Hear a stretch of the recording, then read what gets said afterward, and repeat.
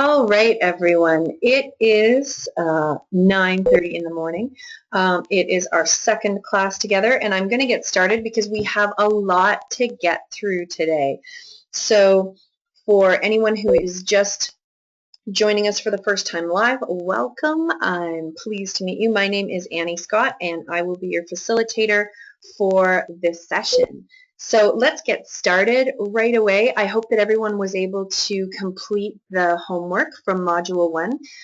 You did your reading, you did your self-SWOT, you did all that kind of stuff, and so you'll be getting a bigger picture of where you're at in terms of entrepreneurship, or are you a freelancer, what your strengths and weaknesses are, and where you can do more to maybe get focused and improve stuff that you might be struggling with. For example, like I'd mentioned, if you weren't the best accountant on the face of the planet and you didn't like numbers, you could either find somebody in your circle who's really good with that kind of stuff, or you could pay someone else to do it, which is always a really, really great option. And so I hope that you were able to make it through all that stuff and be inspired. Don't be what you aren't. It's a really funny article. I hope everyone found it funny. And really, really important concept about staying authentic and being genuine to who you are through this whole process, so that you can actually be passionate and driven and want to do what you're doing every day when you wake up. And then the 50 reasons to actually get into business for yourself. And I hope that those ideas, some of them applied to you and inspired you and made you think about other things that you might end up wanting to do and other reasons that you would want to start your own business. So, and now we're going to move forward with where actually the business ideas come from, and how, when you actually find that idea, what to do with it and how to move forward with that. So it's a really important thing to focus on, because we all need to make sure that when we have an idea, that it's something that is worth moving forward with, and so that we know that we're not wasting our time, and because we can always pick something else and move forward with it. So this module 2 I was calling where do business ideas come from? So how you normally would come up with an amazing business idea is you're sitting around and you see something that inspires you. You see something that isn't right, or see something that you're in love with and that you want the whole entire world to fall in love with. Or you look at something else in the world that already exists and you think to yourself, oh man, I could do much better than that. And a good idea, when you actually find that good idea, is one where you say things like, oh my gosh, that's such a great idea, what a fantastic idea, or you thought of that? Oh, that's so awesome. I can't believe I didn't think of that. Or I'm so jealous of you right now because that's the best idea, and I think that's going to be the best thing ever. Or you give someone a thumbs up. Like, you're like, yeah, that's the best thing. And it's funny because when I was thinking of the whole concept of thumbs up, I was like, oh, I could put an image here. And so I did a small search for thumbs up images, and it was all guys. It was really, you type in thumbs up to Google, and every single picture you come up with is guys, which I found really, really strange. The David Hasselhoff is absolutely hilarious, and I don't really know if that's a Rambo that's giving thumbs up, or if he's like getting ready to shoot somebody with an invisible machine gun. Who knows? But anyway, so I was like, well, what about women? Where are the women giving thumbs up? And I had to type thumbs up women to get these ones. And it's like, guess some women don't work in construction, like we learned before, or gives the thumbs up a lot privately or publicly. And so these were the pictures I found. I don't know. When I give a thumbs up, I might look a little bit like Liz Lemon, but those other two girls on the right, I don't open my mouth like that, I don't think, ever. But, that's just a little aside if you're doing weird searches for weird pictures. So when you're actually brainstorming a business idea, where do you get the inspiration? Like, let's focus on where, if you're looking for a way to find a business idea that'll work, where could we look? The first place to look is to problems. So what are the problems out there in the world that, drive you crazy and that you feel that you could solve? That's a great way to find a business idea. There's all sorts of problems out there that we could all fix. Something as simple as I wake up in the morning and I look around my house and I think, oh my goodness, my house is a total mess. And I know that many women across the world are waking up, looking at their houses, and it's a total mess. How can I fix that? Well, I'm gonna build a cleaning empire so that women, when they wake up in the morning for a reasonable cost, will have a clean house because their cleaning ladies have already come through and cleaned it the day before. That's where there was a problem, you create the solution, and that's the business. Other things are hobbies. We have a lot of people who work really, really hard during the day in their day job or their night job, whatever it happens to be. And what ends up being the thing that becomes their main business is their hobby. For example, if you are an artist and in your spare time you make beautiful and original art and you start selling it at a booth, during the summer at a market. That happens a lot in Muskoka. A lot of crafters will get markets at booths, and then when the cottagers come through, they'll sell their wares. And some women have been able to make it into a full-time successful business. Another example of that is somebody who upholsters. In the beginning, you start by upholstering your own furniture, but then in the end, you're upholstering furniture for all of your friends and family, and then you move on to a broader market. And so what has started off as a hobby that you would do in your spare time can become something that you do all the time. And it's a great way because typically we are all pretty passionate about our hobbies. Another example up here, specifically to Muskoka, is there was a man who was extremely good at doing night walks. He would walk in the forest at night specifically to look at stars and all sorts of just the nightlife in the Muskoka forests.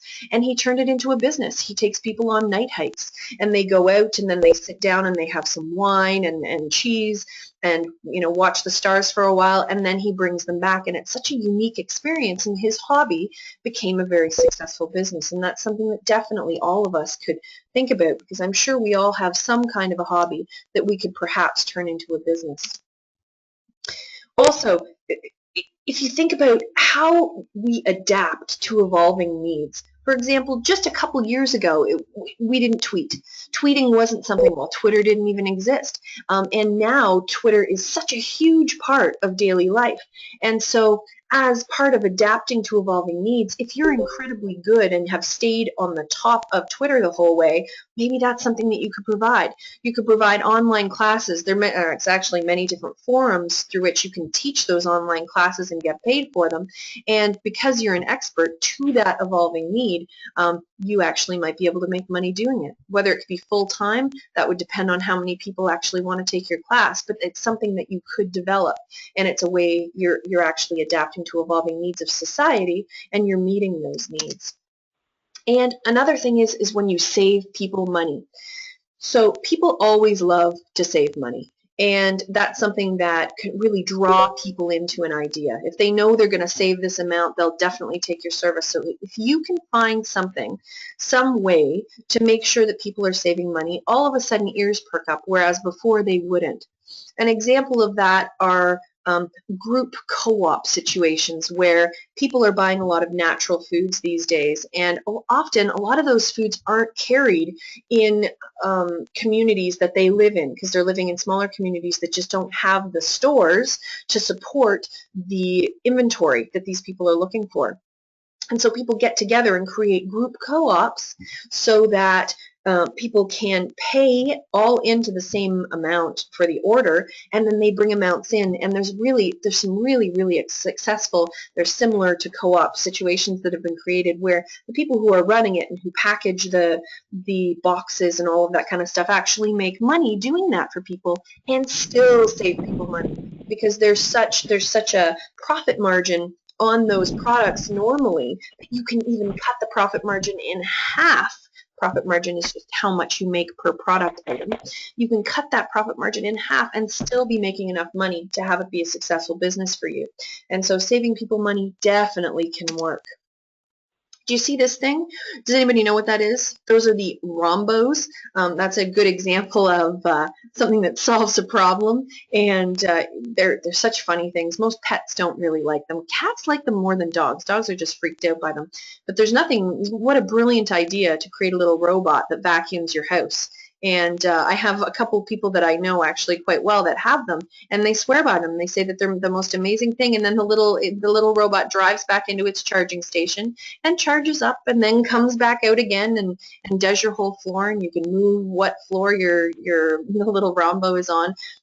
What a great idea that was. Whoever thought of that? And I'm sure that they'll just get better and better as the years go on.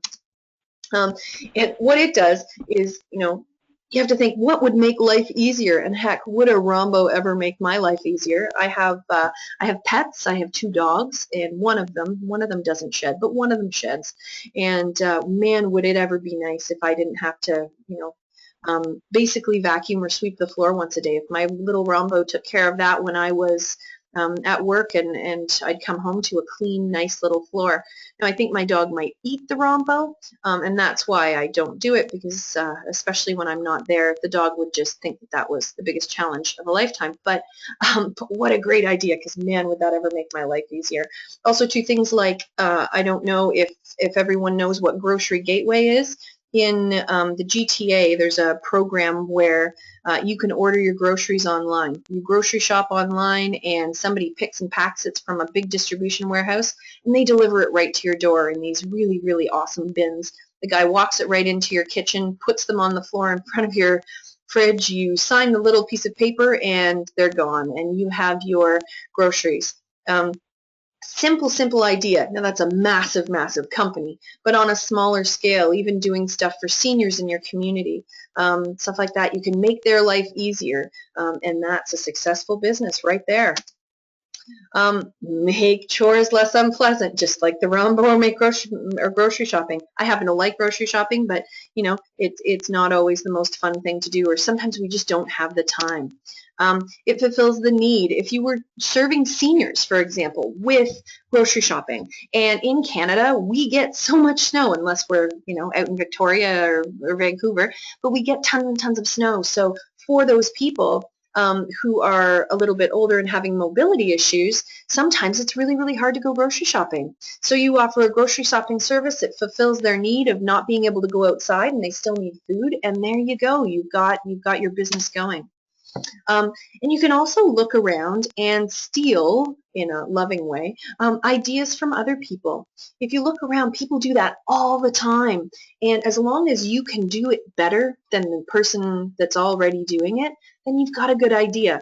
If you do the exact same thing, it normally doesn't work. But if you go and experience something, say you go to a dry cleaner, and that dry cleaner provides you a service and it's adequate, but you think to yourself, you know what?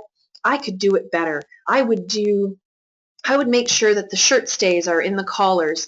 I would make sure that there was somebody who was greeting me with a smile and knew my name, so that when I walked in, it would be a good experience. I'm going to provide my customers with bags with our logos on them, so that whenever they have dry clean clothing, you just stick it right in the bag. And it's going to be big enough to fit a lot of stuff, and we're going to accept it in a drop box so they don't even have to wait in line. Those kind of things. You see that that's not happening at the dry cleaner that is in your catchment area, then that's what you go for. And you're stealing the concept and idea of a dry cleaning operation, but you're making it better. And that's what can make it work. And there's just so many other ways. People just sometimes come upon businesses. Some people are creators and inventors, and they end up inventing something similar to the Rombo. And that's how they end up figuring out that they have a business. I don't know if you guys all watch Dragon's Den. It's always a good idea to watch Dragon's Den, because it's you can laugh at the ones that are crazy, even though sometimes they do get funding. But you can see how people are so inspiring and passionate about the craziest things, and some of them work. You think back to, for me, I think back to ideas like sandwich cutters, and even like the electric bread knife and stuff like that. Those things are just kooky crazy to me. I would never even think that there would be a market for it. But hey, somebody's going to use it. And who knew that ShamWow would become something like those shams that are on TV with that crazy, I can't remember what his name is, but that guy who's like when you go to a trade show and they're showing coke going into carpet and how you can soak it up. Who knew that something as simple as a sham would become a worldwide phenomenon, and everybody would be like, oh, is that a ShamWow? Oh, it's ShamWow. Like, who knew? It's just a piece of fabric. that, that dries stuff and wipes off dust. Who knew that it would become as big as it did? And so you never know. So many things could work. You know, I always think, one of the things that I always think about, which I'll never do, but is I would love it if I had a salt and pepper shaker that was 2-in-1. Somehow I could make my salt and pepper shaker a 2-in-1. And I've seen ones that are like it, but not exactly what I'm thinking of. I want it to lay on its side and all that. I know people would buy it. I'm never going to make it, but it's a kooky idea. And I know that if I was selling it, you know, it's catchy enough and kitschy enough, I guess is the word, that it would actually work. So many ways to think about different ways that you could actually create a business. If you think about, this is an image of Maslow's hierarchy of needs. I don't know if anyone has studied, you know, actually Maslow's theories, but this is the basic structure that we all need. The bottom rung, the red rung at the bottom with sleep, water, breathing, food, sex, those are the things that we need in order to survive. There are things that if we don't meet those, or at least some of them, we don't feel like we're a satisfied human. And then once we have all of those needs met, we move on to the second rung, which is the orange rung, which is safety. So making sure that we're secure, making sure that we have resources secured, making sure that our health is good, and making sure that our family is safe. And once we have done all of that, we move up to the next rung, which is yellow. So we consider things like friendship and family and sexual intimacy. Those are the next rung. And then we move up further to esteem, our confidence, and our self-respect. And then as we move up to the final rung, it's self-actualization. And when you're thinking about things that you're making, for example, let's think about the rhombo, right? Where would the rhombo fit on this scale? We're up in the high end. It has nothing to do with security, resources, health, or the safety of your family. It has nothing to do. We're going up even further. And it's moving up into the, you know, things that we don't really need category. Yet, if you're selling water or you're selling food, you're meeting people at the primal physiological level. And it's interesting to think about your business idea in terms of where it fits in the hierarchy of needs. Because when you figure out where it fits in the hierarchy of needs, you can determine how desperate people will be to have your product or your service.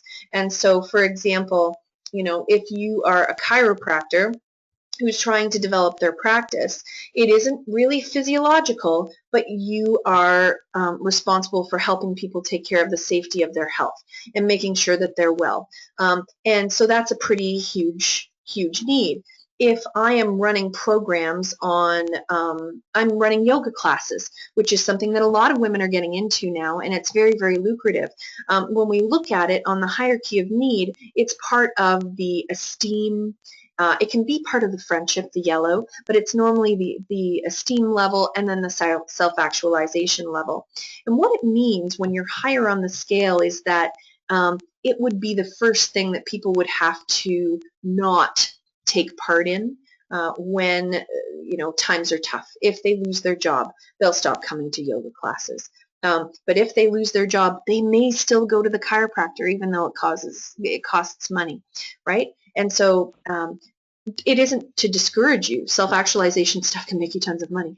It's not a problem. But it's nice to know where it is on the rung so that you can really, really be committed to approaching your clients and your customers in specific ways, which we'll talk about later on in the class. So what I'd like you to do between now and the next class we have together is to take some time to brainstorm some ideas, some problems that you know, some hobbies that you might have. If you do have a specific business idea, which many of you do, I want you to actually focus on the problems that your business idea solves, and really focus on all of the problems that it solves, not just one. You know, because there's never simple answers, and so I really want you to delve deep and look into the problems that your idea does already solve. And if you still are not quite clear on what your business idea is, examine the problems and think about what you would actually like to address, what kind of problems you would like to solve. Or if you are an artist and you have an awesome hobby that you could convert into a business of your own, focus on that. And you can also look and see what kind of problems your hobby solves. It isn't always, if I'm an artist and I make paintings, what kind of a problem does that solve for people? Well, people typically like to have art. And so the problem that it solves is the problem of them searching across the globe for something that they like, because you're providing that already, right? It seems very simple, but it's these baby steps in the formation of ideas that makes you capable of going forward. But wait, the whole concept of should you share your idea with others? Should I keep it secret, keep it safe? Like, what Gandalf says to, it's Frodo, right? Yeah, Frodo, about the ring. Should you be able to share your ideas with other people? A lot of people are really, really afraid if they have a business idea, even if it's something that people have heard of before. It's like, oh no, I can't tell somebody my idea because then they'll just steal it. They'll steal my idea and I'll be, in the lurch again, and I won't be able to do it because they're going to steal my idea. And what I would say to that, honestly, is we need to calculate the value of an idea, a value of your idea specifically, when you're coming up with the idea. When you aren't actually in business, when you aren't doing anything, this is before you've done anything, you have your business idea. So let's calculate it. This is such a cool scale.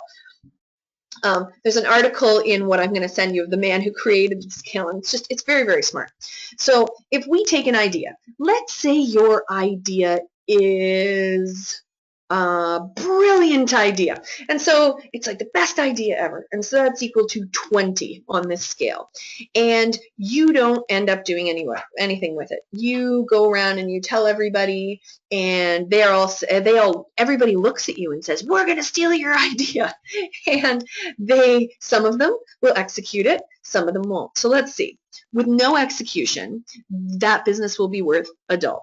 If they so execute it, they do it okay, it'll be worth about $20,000. If it's a brilliant execution of that idea, then they will be getting $20 million, which is a lot. But no two people are going to be running their business and executing the idea in the same way. So if it is your brilliant idea or it's your good idea, as long as you brilliantly execute it, you will be rewarded with that. Whether it's one person doing it or two people doing it, there is plenty of room in our marketplace for competition. Plenty of room. Even if you're selling the exact same product or service, you can compete. And as long as you're brilliantly executing what you're doing, you're going to be the one that comes out on top. And that's something that you always have to remember. It's very, very beneficial to share your ideas with other people because it's a way to see if it's an idea that's good. When you say to someone, this is my idea, and they say, oh, I totally want to steal that, you know that they think it's a good idea and that you should move forward because it's something that's worthwhile and something that they feel that they should put their energy into. They're not going to do it. I almost promise you that, because people are a lot of talk, but not a lot of people have the drive and the passion that you will have about that idea to move forward because it wasn't their idea in the first place, right? And so that's always something you have to think about. Execution makes the idea a business, right? A lot of entrepreneurs have 800 million ideas. You've got them in your head and you just don't execute them. And what the reason that you have them is so that once you've completed one idea, you can move on to the next if you need to. Because if it doesn't work, you're going to have to move on anyway, right? And so execution makes the idea a business. And until then, an idea is just that, an idea. So there is no need to keep it secret. No need to keep it safe. If it's something that you're patenting, that you're going to move forward in a legal situation where you're creating a widget that will solve the world's problems, that's very different. And if you're dealing with something like that, please email me and I will send you a whole bunch of information on that kind of thing. But if you're creating a regular service business or a product-based business that is within the realm of not solving the world's problems, or creating like an Apple computer kind of a situation, then an idea is just an idea. And actually talking about it will help inspire you and drive your passion, because hopefully you will have some people react with enthusiasm and want to do what you're doing because it's a great idea. So how do you know if this idea that you've been thinking about and that you've been obsessing over in your head is a good idea? Or is this the $1 billion question? How do we know if it's good? Well, it's actually pretty straightforward to know if it's a good idea. We need to figure out, there's actually tools that we can use to guide us and at least give us a pretty good idea on whether or not your idea is a good idea or something that maybe needs to be rethought and recreated, and so that you can move forward. This is a TED Talk that I'm going to send you that you're going to be doing for homework. I'm not going to load it up now because you can watch it in your homework time. We don't need to take the time to do it right now, but this is a brilliant talk on just expanding your mind in terms of what you're offering and how there are many different ways to create an idea, and then how to evaluate it. So as we move into this module, module 3 you're going to be reading on your own, but module 4 about validating your business. And what validating is taking that business idea that you have and evaluating it and validating it and making sure that it's something that you should move forward on. And this is a big job. It's a lot of work, but this is part of how you're going to be developing a really, really good foundation for moving forward in your business. And also, too, what it can give the ability to do is to stop you and say, you know what, actually, this is something that really isn't going to work. I need to rejig my idea a little bit. So we're going to go through what you have to do once you have the idea. And we're going to go through what you need to plan and investigate before you move forward with your idea. And that's what we're going to really focus on. If you were going to jump off a dock, this really applies to the Muskoka crab. If you were going to jump off a dock that had never been seen before, right? And you've never seen it. You get to your friend's cottage. You've never seen that dock before. And you can't really tell what's going on because it's a really, really sunny day, and so there's no reflection on the water. You can't see what's under the water. Would you just run and jump? Would you just go, whoa, like this person in the picture? Would you just go, blah, and throw yourself off the dock? I don't know if anybody's had bad experiences with that kind of thing, but I don't really think that you would. Hopefully, you'd ask yourself the following questions. Is the water cold? That's one of my number ones. Are there rocks at the end of the dock? Is it deep? Is it okay to jump off the end of the dock, or is it only 2 feet deep? Is the deck covered in slivers? Because that's something that can happen on older docks. Or is it slippery? Is it an older dock that's got algae all over it, or when it grows the moss, and am I going to slip on it? And then do I have the right clothing to change into? Because you're going to have to spend the rest of your day in wet clothing if you don't have the right clothes to actually jump off. Now, some people would just say, oh, well, I'll go skinny dipping, and hey, they've solved their problem. But still, all of the other questions are super, super important. So let's give an example of this. So this is Jane. Jane doesn't like getting her pictures taken, but she has really cool rings, and I think she just looks like a cool chick. And what Jane did was she went away with her aunt, and they went to PEI, and when they were there, Jane saw a booth, and that booth sold goat's milk soap, really beautiful goat's milk soap. It had different herbs and stuff in the soap. She bought a lot of the soap. She loved the way it smelled. It felt so amazing on her skin. And so she did some research, and she figured out that it isn't that complicated to make goat's milk soap. So Jane set out to become the new goat's milk soap girl at the market at her house. And so she was so excited. She went out and she bought all of her soap making equipment and all of the essential oils she needed and everything she needed to do it. And she got her logo. It wasn't the Batman logo, but she made a logo. It was decent. And then she built her booth. Isn't that a pretty booth? And it's really nice. It's got neat chalk signs. It's all quaint and cute. And you'd think, hey, that would look really awesome at a market. And quite honestly, it would. I might buy soap from her, but unfortunately, I wasn't at the market. And so then she set up her stall, and she was all excited, and it looked great, and it was going to be a really, really busy day at the market because it was beautiful sky. It was just absolutely gorgeous, and the market opened. It was 7 a.m. It's an early start at this market, and everybody started coming through and looking at everything, and people were just walking right by our stall. And by about 10 o'clock, she was a bit, confused and didn't really know why this was happening. And her aunt and her mom came up. And her aunt bought a bar of soap, which was really nice because it was the only sale that she made. And her mom said, dear, do you want to go and get a drink? And so Jane was like, yeah, I want to go get a drink. And I'm just going to walk around and see what's at the rest of the market to see why nobody's buying my soap, because it doesn't make any sense, because this is so awesome and my soap is so amazing and it's just great. I'm so passionate about this, and why is no one buying my soap? And so the mom's like, yep, go. And so Jane started walking around, and she saw this. And it wasn't this specific, the Ella Colli, but I'm sure that's lovely soap. And so she saw this booth.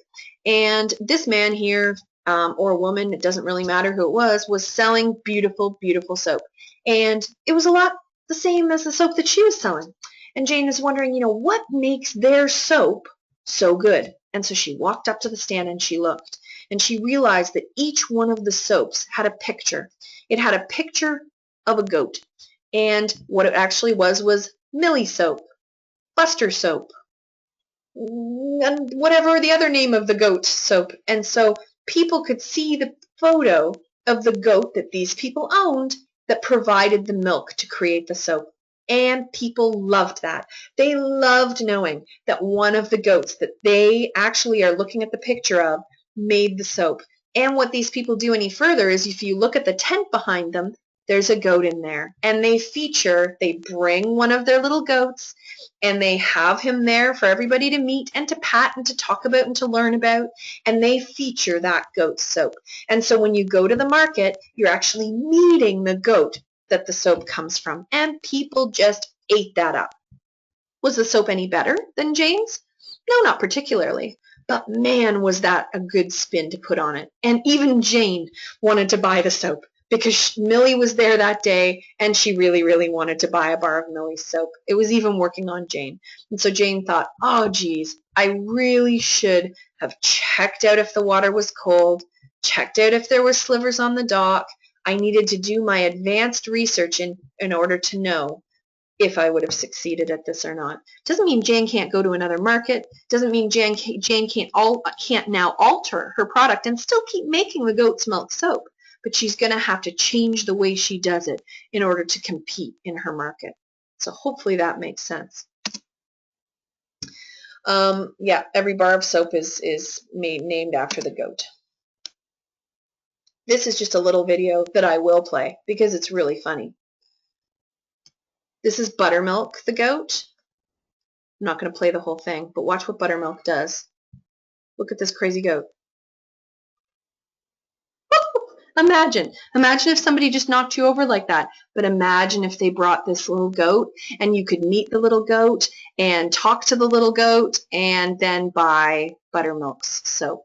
Buttermilk doesn't look like a goat that you'd probably be able to responsibly take to a market, because it's pretty crazy. Here it comes back again. What's it going to do? What's it going to do?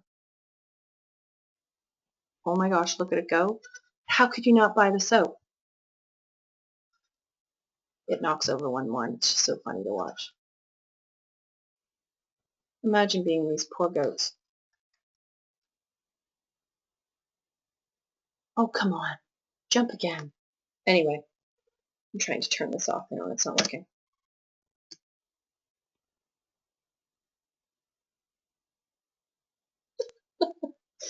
All right. Oh, I can't turn it off, guys. All right. So, like I said before, if Jane had done some research, even a little tiny bit of research, she would have figured out that there was the other soap vendor at the market that sold the exact same soap with a twist, and Jane would have seen the marketing and the positioning of her direct competitor, all stuff that you need to do in order to know that you should move forward with your business idea. So these are all things that are going to go into the validation of your business idea. So, because it's absolutely critical. And without that validation, you could be completely wasting your time and money on something that may not sell, and possibly lose a lot of time and money in the process, which who wants to do that? So, validation step 1, defining your problem. We talked about this a little bit before when we were talking about you thinking about all of the problems that your idea would solve. And this is the first step in validating your idea. If you're selling something that solves no problem at all, you need to think long and hard about whether it'll be something that you can sell over a long period of time. So, step one, you need to brainstorm and define your problem. I'll be sending you all of these in the PowerPoint slide, and it's all part of your module, so you don't have to write any of this down. But super, super important. Brainstorm and define your problem. List examples, as many as you can, of problems and the solutions, just to get your creative ideas flowing. And then in a workbook, it's a really, really good idea to have your own workbook for all this stuff we're going to go through. Define the problem for your product or service and how your product or service is the solution.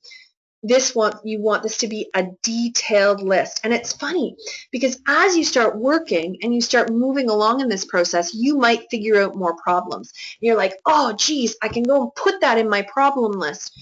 And the reason to have a list of the problems and solutions for that is that when you're thinking of how you're going to be talking to your clients, when they're answering questions, when you're actually going to be trying to influence them to purchase your product, when you're doing an elevator pitch and explaining how you can help them, these kind of lists are really, really helpful because then you don't have to be scrambling in your brain thinking like, oh, geez, what does it solve?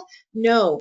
You can have this client, this is her problem, and this is how I can solve it because I've already thought of it. And that just makes stuff a heck of a lot easier in the future. Number two, develop a business model. I'm actually going to be sending you something called a business model canvas, and it's a piece of paper that you can print out and you can start working on and filling in the little boxes of. I'm also going to be sending you a detailed video of an example of somebody doing a business model canvas for a specific company. The reason to do a business model canvas is that as much as you can when you're developing your business plan, even if it's just in your head, when you can see things visually, all of the different aspects and facets that go into your business, if you can see it visually, you can change it. And you actually have control over the different parts of your business.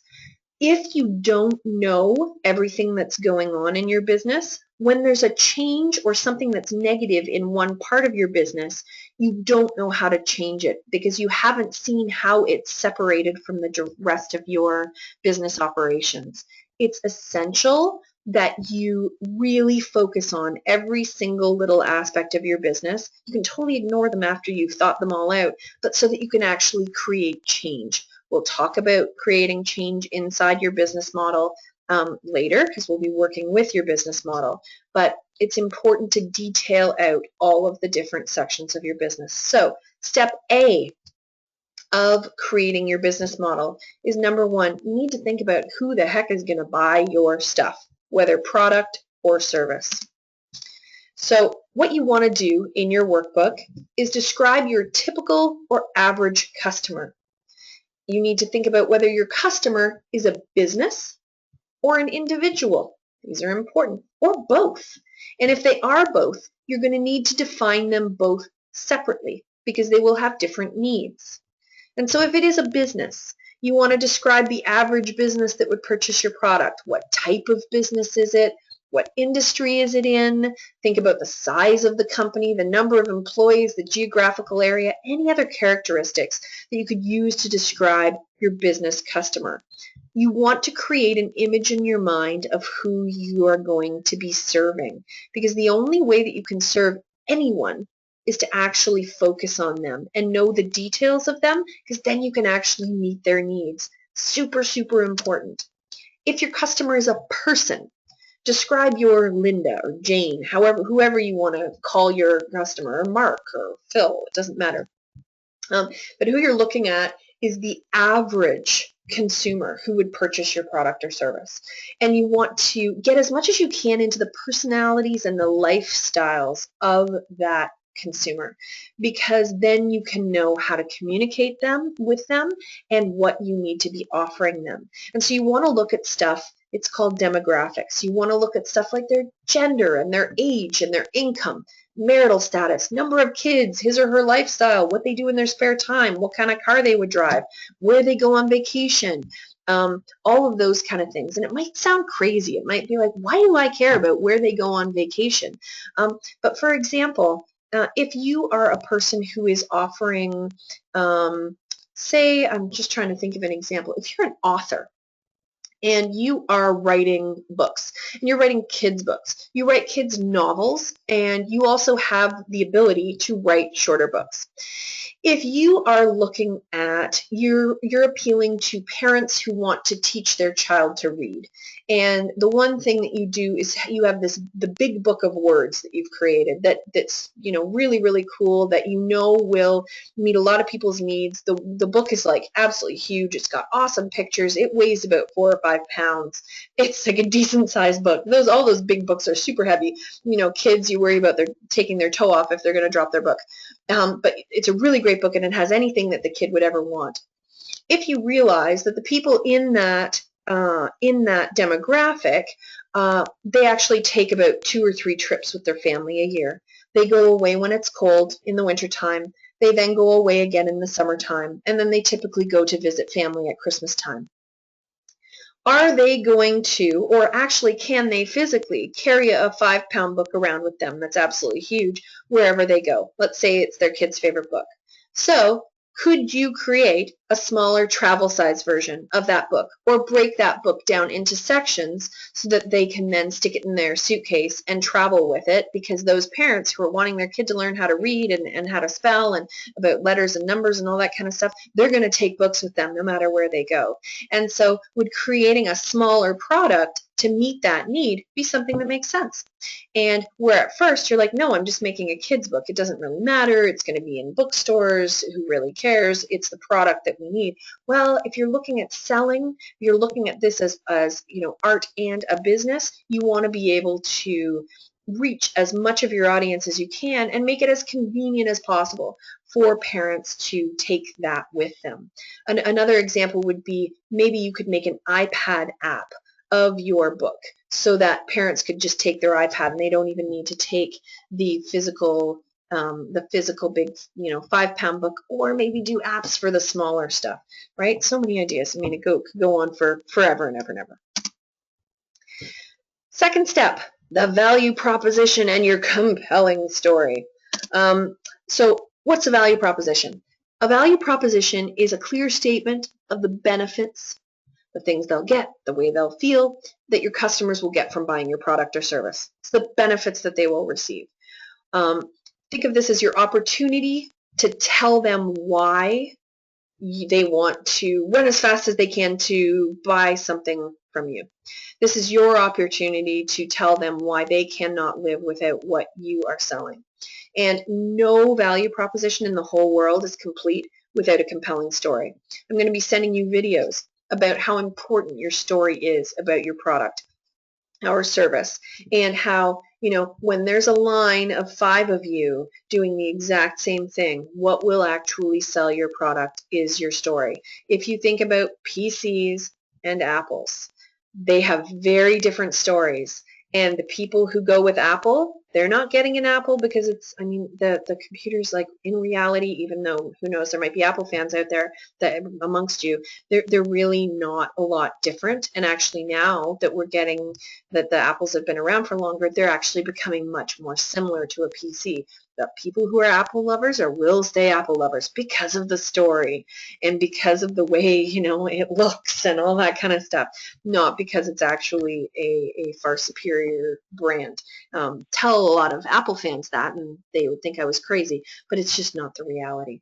And so when you create your value proposition and you're thinking of what you would say if you were trying to convince somebody to come over to you and use your service or product, make sure you create a story around it. I will give you many examples of stories that you can read through and watch videos of, and it's really important to take a good long time to create your value proposition and your story, because it's key. So in your workbook, List all of the benefits that customers will receive from buying from you. What problems are you solving from them? See, same thing. It all applies. You want to be as specific as possible. What's the big benefit your customers are getting by buying your product or service? You need to focus on what value you are offering for your product or service. What is the customer getting in return for their money? Like, what specific things are they getting? And it's not enough to offer a great solution to their problem. You have to understand the benefit of solving their problem and their emotional response to your product. You need to understand how they're going to react when they hear about your product or service, and whether they're going to be welcoming and happy, or is it going to be like something that you're going to have to convince them into. And the more you figure out all of those details, the better off you'll be in the end when you're actually trying to launch and approach people to purchase your product or service. Your solutions could be something fast, cheap, easy, simple, expensive, comprehensive, immediate, helpful, discreet, overt. When they buy your product, they will be happy, relieved, excited, thankful, comfort, motivated, all that kind of stuff. You want to be able to describe in story form the benefit to your customer for your product or service. At first it seems pointless. It seems like, why am I doing this? Obviously they'll think it's great. Obviously they'll be happy and relieved.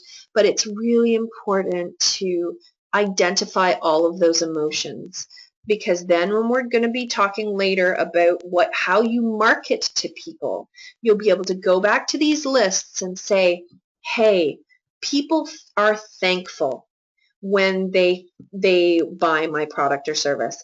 How am I going to express that in a marketing campaign?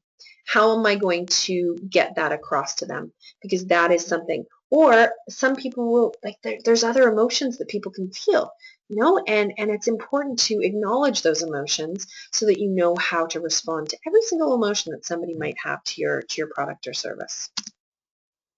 Step C is a business concept, your product or service definition. So defining exactly what your product or service is and what is unique or special about it. And it's an effective way to look at your company from the customer's point of view. Like, what are you offering to your customer exactly? I don't mean packages. I don't mean anything like that. But what is your actual product? So an example of that would be if I was a life skills consultant and I offered a weekend on how to learn how to talk to your neighbor. Okay, I'm sure that course exists somewhere. And so what is unique or special about my weekend that I'm creating, and what exactly is my product or service? Well, although I'm offering them a weekend where they can come away and be away from their neighbor, basically, I am trying to make them feel confident about communicating with someone that they're struggling to communicate with. And what makes it unique is that I'm doing it at a resort where they're going to have organic food, and they're going to meet other people who are afraid of their neighbors. And it's special because they're going to be able to create a community and bond together around their fear of their neighbor, which will hopefully help them develop the confidence that they need to move forward and talk to their neighbor in the future. I mean, that's all kooky, crazy stuff, right? But I'm not offering them the ability to talk to their neighbor. That's not what I'm offering them. I'm offering them a full, complete experience and community and confidence, because it's so far beyond just learning how to talk to your neighbor. That makes sense.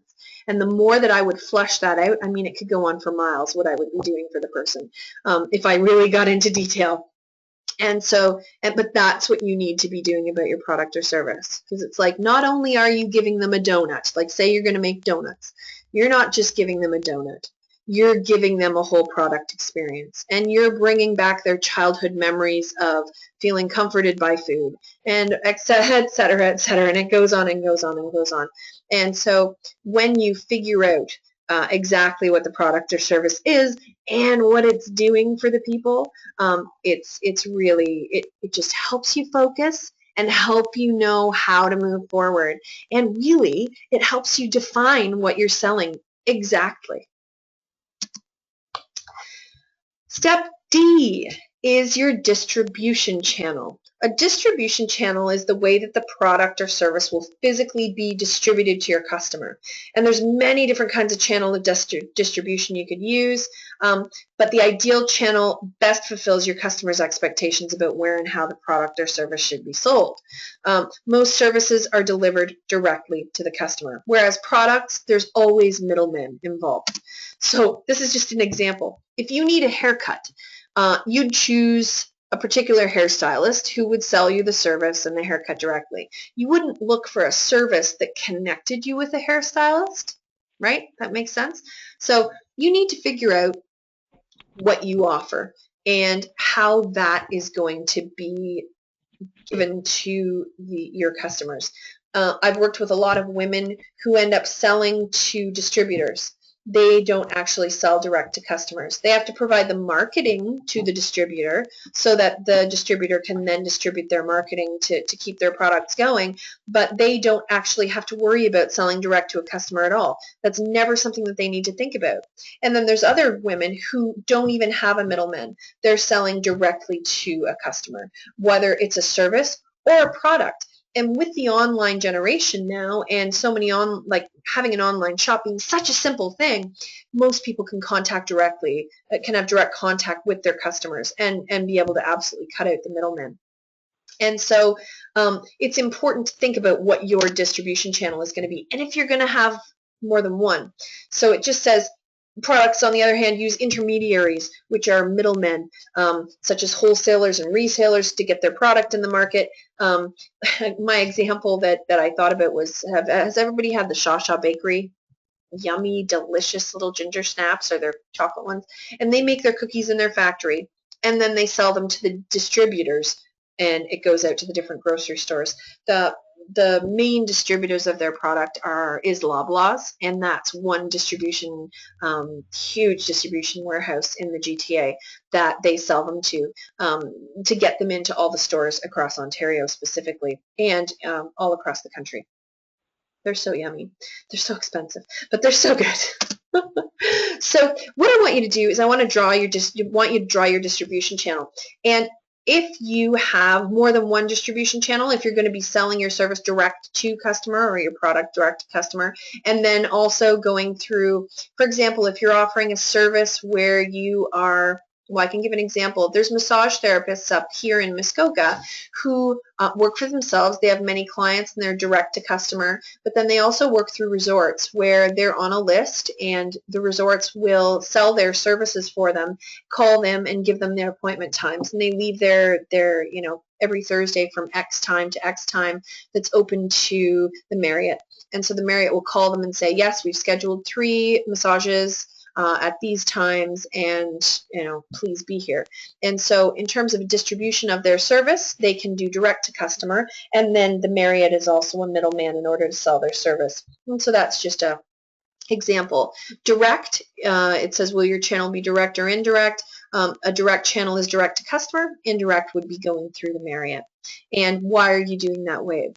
Like, how does it benefit you? And should you be cutting out the middleman, or should you be going 100% with the middleman? What are your feelings, and what do you think is the best way to have it work?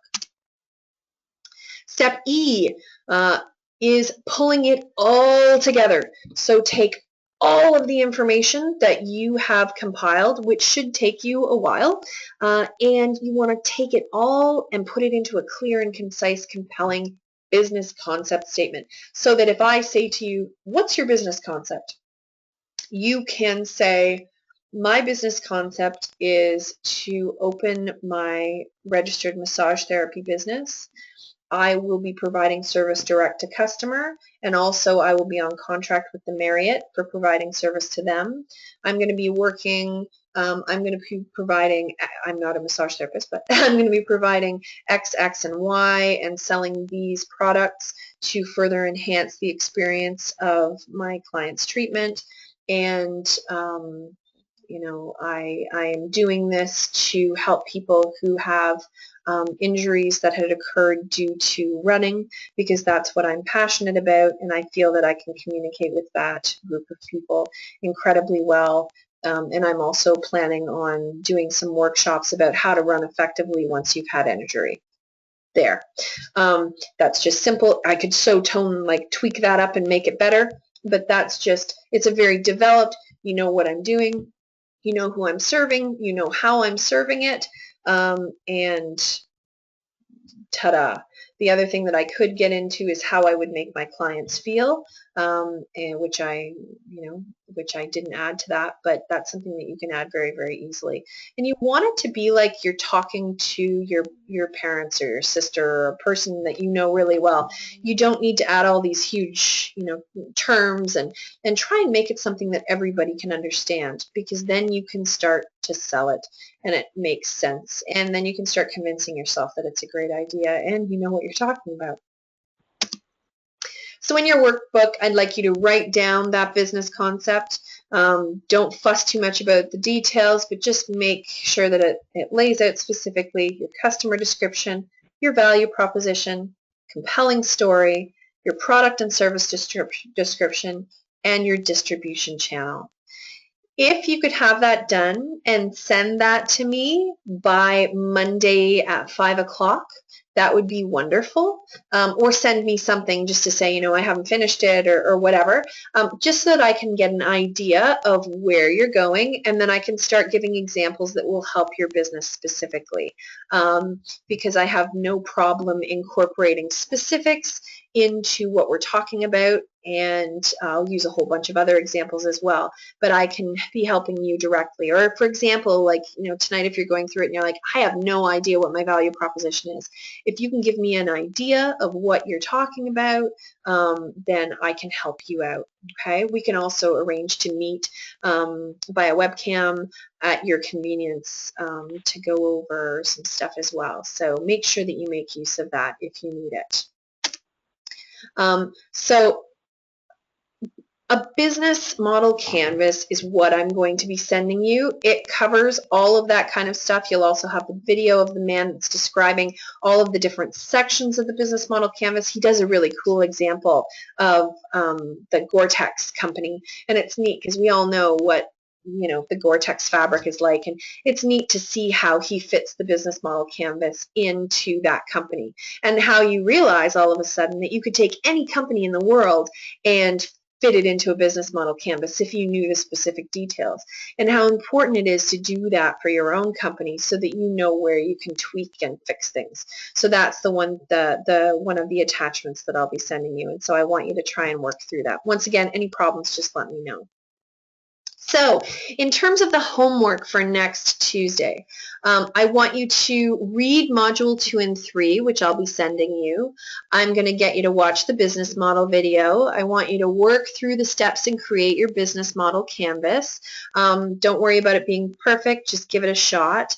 And I want you to read the rest of the modules that I send you, okay? And once you've read all that and done everything, hopefully you'll be feeling pretty clear about what you're going to be doing moving forward, and hopefully it's really helped with clarity, because clarity is a huge part of being able to move forward. And this might seem, if you're already in business and you're already doing some of the actual sales of your product or services, it's still very, very important to do these steps, because nobody is perfect, and I almost guarantee that you will learn things about what you're already doing so that you can perfect and craft different parts of your business once we keep moving ahead. It's super, super important to do these foundational steps. It also really helps when you're creating your business plan to have this information, because it just makes everything easier in terms of writing it. Okay? So in the meantime, do all this work. If you need my help, let me know, and I hope that today was inspiring. I can't wait to see your work that you've done, and to learn all about what you're doing, and so that I can start helping you in any way that I can. And so I hope that the weather is beautiful where you are and that you can get outside this weekend. I hope that it's nice. And yeah, I just want you to take care of yourself. Oh, I'm sorry, I keep saying Tuesday. It's next Wednesday or next Monday. I'm sorry, and I should have. That should not say Tuesday. So erase, erase, erase. It's next next Monday. I'm teaching classes on Tuesdays and Thursdays as well. So my bad. So homework for next Monday at 9:30 is all of this stuff. So I wish you the best of luck and have a wonderful weekend, and I will talk to you soon. Okay, bye-bye.